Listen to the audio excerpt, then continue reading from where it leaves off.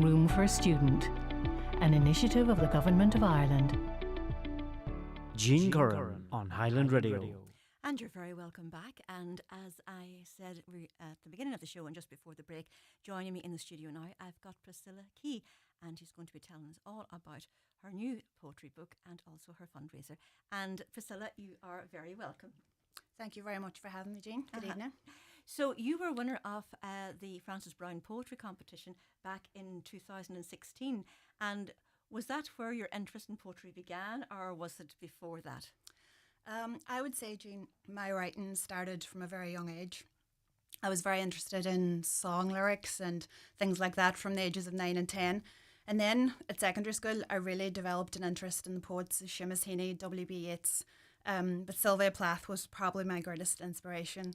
I remember reading her poem, The Elm, for the first time when I was about 16, and just, it was amazing how she was able to convey emotion, and she sort of took on the persona of the elm tree in the poem, and that just inspired my writing on a completely different level. And then I was writing on and off for a few years, but in 2016 I put together the piece The Depression.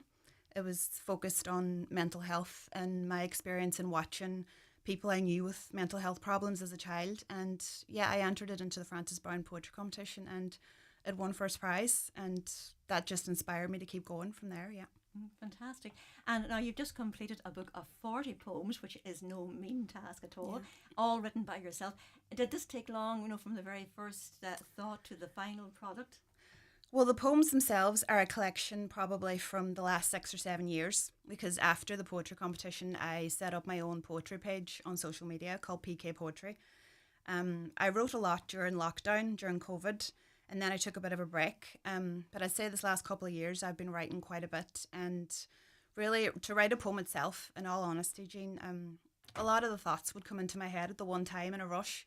And the process of writing them down and putting them into a poem format is usually about 15 or 20 minutes. So, yeah.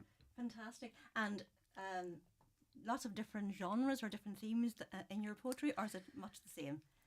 I'd say that I would be inspired a lot by Sylvia Plath, as I mentioned. So there's a lot of, I'd say, depth and emotion, and there is a lot of darkness at times in the poems. And I write a lot in third person from different perspectives and a lot of empathetic views throughout my poetry, I would say, yeah.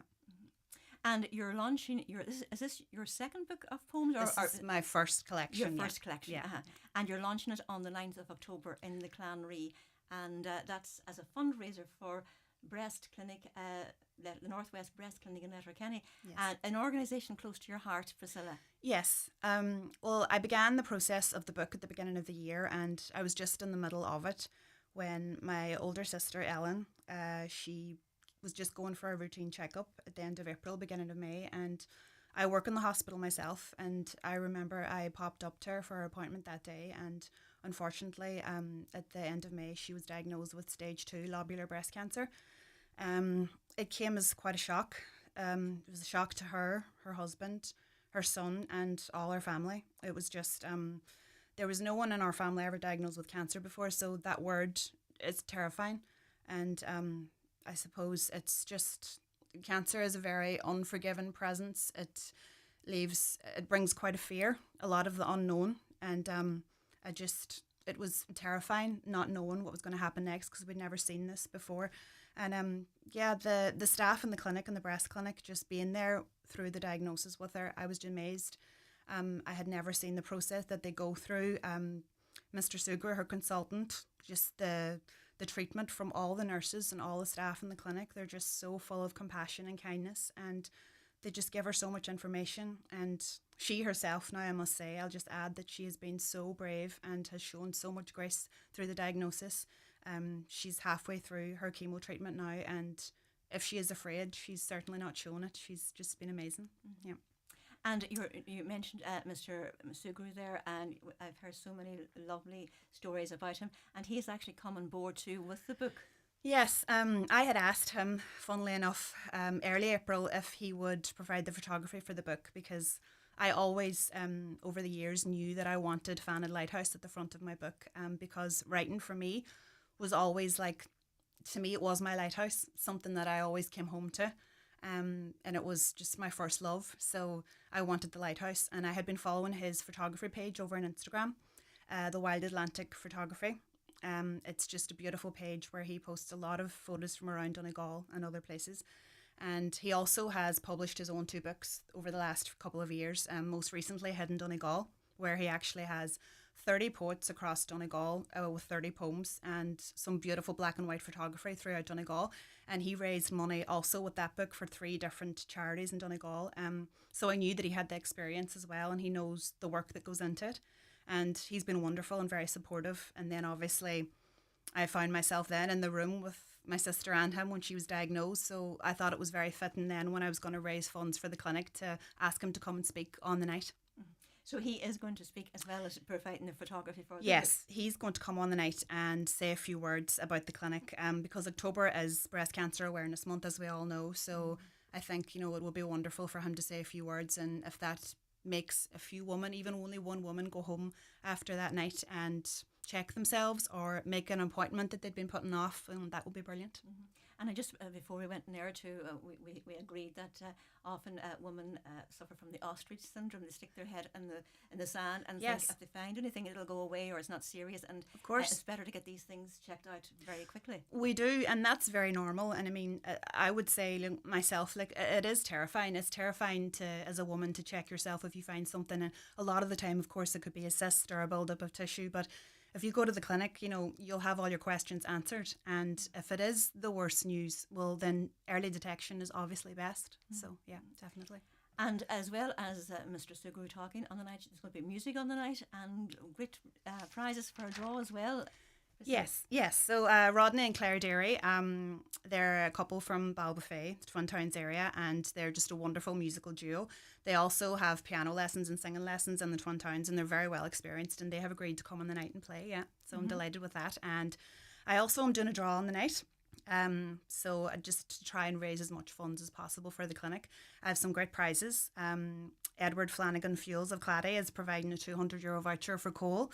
Patrick Gilday, Hairdressers in Letterkenny, are sponsoring me with the pink GHDs that are the breast cancer awareness limited edition ones, and they're to the value of €209. We have afternoon tea for 2 from Keys Hotel. We have a lot of vouchers, a €50 voucher from Anne O'Gorman, Hairdressers in Balbuffet, a €50 voucher from Murray's Pharmacy in Castlefin, and a beautiful nomination bracelet with a book charm from McCullough's Jewellers, also in Letterkenny. And Kieran's are donating to hampers as well, and their hampers are always fantastic. So, and there will be few other vouchers as well there on the night. Fantastic. And is the start time 7:30? Is that right? The doors are 7:30, Jean, and it will begin at 8 o'clock. And €10 admission fee, all going to the breast clinic as well. The book will be on sale on the night for $16.99. €5 from each book is going straight to the clinic as well. Fantastic. So yeah. So maybe you would just treat us with maybe 1 or 2 of your poems tonight, Priscilla. I will, yeah, I'd be delighted to, Jean. The first poem I'm going to read here is actually quite special, because it's the poem that I wrote for my sister Ellen after she was diagnosed, about the day I was with her when she was diagnosed, and just my thoughts after that day. And it's the first poem in the book, and it's called He Held Her Hand. He held her hand, I shook my head, you barely shed a tear. I gazed upon your hidden strength and covered up my fear. The time stood still, a storm came in, but all you gave was grace. Though underneath your world had crashed, no proof upon your face. That gentle smile you glanced across, I knew your heart was breaking. Inside in anger, felt it burning, tried to hide the aching. They say it rains the hardest on those who deserve the sun, and she is built in kindness, it's felt by everyone. There never was self-pity, the grief it never came, preparing for the battle and never placing blame. You'll face it like a warrior, give all you have upon the sword. It won't remember how you fell, but only how you roared. And on into the darkness, you'll struggle for the light. There you'll find us waiting, guide you on and through the night. If ever you should doubt your strength, when your soul is tired, just look behind, we'll carry you, walk you through the fire. He held your hand, I took a breath, I looked at you with pride. You'll take this cross to carry, and we'll travel at your side. Lovely.